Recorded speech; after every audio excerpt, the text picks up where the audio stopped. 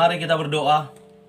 Terima kasih Tuhan Yesus untuk nafas kehidupan yang baru yang Tuhan percayakan kepada kami pada pagi hari ini. Kami boleh bangun dari tempat tidur kami dan izinkan kami untuk memulai aktivitas kami.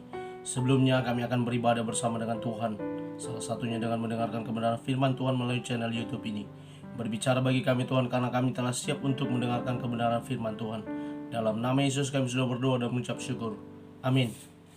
Shalom Ibu Bapak Saudara terkasih dalam nama Tuhan kita Yesus. Semangat pagi.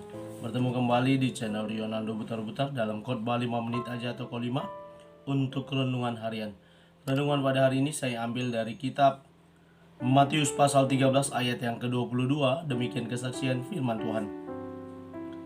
Yang ditaburkan di tengah semak duri ialah orang yang mendengar firman itu. Lalu kekhawatiran dunia ini dan tipu daya kekayaan menghimpit firman itu sehingga tidak berbuah. Firman menjadi penuntun hidup kita. Ibu bapak saudara terkasih dalam nama Tuhan kita Yesus, dalam pengajarannya Tuhan Yesus sering sekali menggunakan beberapa perumpamaan. Kalau kepada muridnya dia terus terang berbicara, namun kepada orang-orang yang mengikut dia, yang datang hendak mendengar pengajarannya, Yesus beberapa kali menggunakan beberapa perumpamaan. Dan salah satu perumpamaan yang sangat terkenal, dan saya sudah belajar ini dari sekolah minggu dan bahkan sering dikasih menjadi tugas oleh ibu guru sekolah minggu dulu pada waktu kecil. Dan apa yang kita pelajari dari yang namanya kisah seorang penabur, bagaimana penabur itu menaburkan benih firman Tuhan. Dan inilah tujuan yang dikatakan oleh Tuhan Yesus, bahwa ketika benih itu ditaburkan, ada jatuh di tanah. Dan tanah itu diumpamakan adalah hati kita sebagai orang yang menerima benih firman Tuhan yang ditaburkan. Ada yang tumbuh di tanah yang subur, ada yang di tempat yang berbatu-batu, ada yang di pinggir jalan, ada yang seperti di tempat dalam nats ini, yakni di dekat tengah semak duri. Dikatakan ketika benih ini berada tumbuh di tengah semak duri, kita tahu semak duri dia tumbuh, benih tumbuh, artinya sama-sama tumbuh.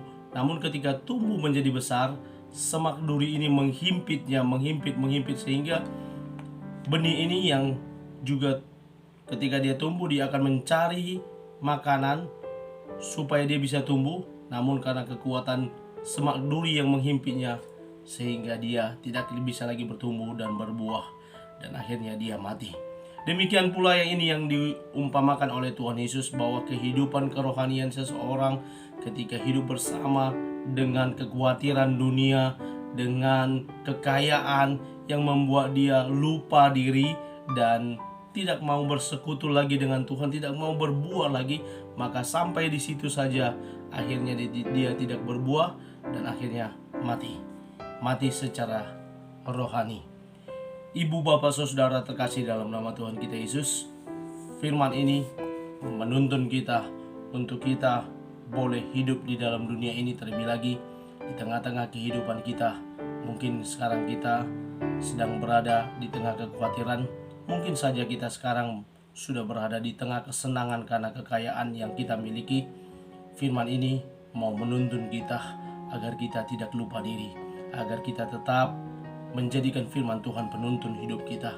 Karena dengan firman Tuhan semuanya iya dan amin. Dan kalau kekhawatiran itu, ada firman Tuhan yang berkata agar kita jangan khawatir. Dan kalau kita sedang berada dalam kekayaan, firman Tuhan juga mengingatkan kita agar kita senantiasa tahu bersyukur dalam segala hal. Karena itu ibu bapak saudara, mari kita terus belajar dari kebenaran firman Tuhan.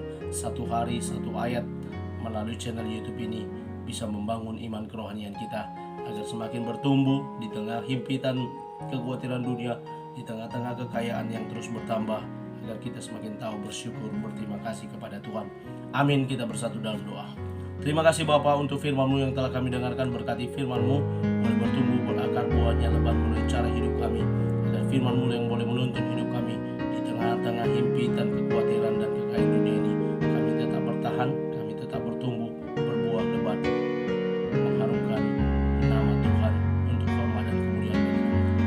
Terima kasih Bapak, kami mulai aktivitas kami pada hari ini. Dalam nama Yesus kami sudah berdoa dan mengucap syukur.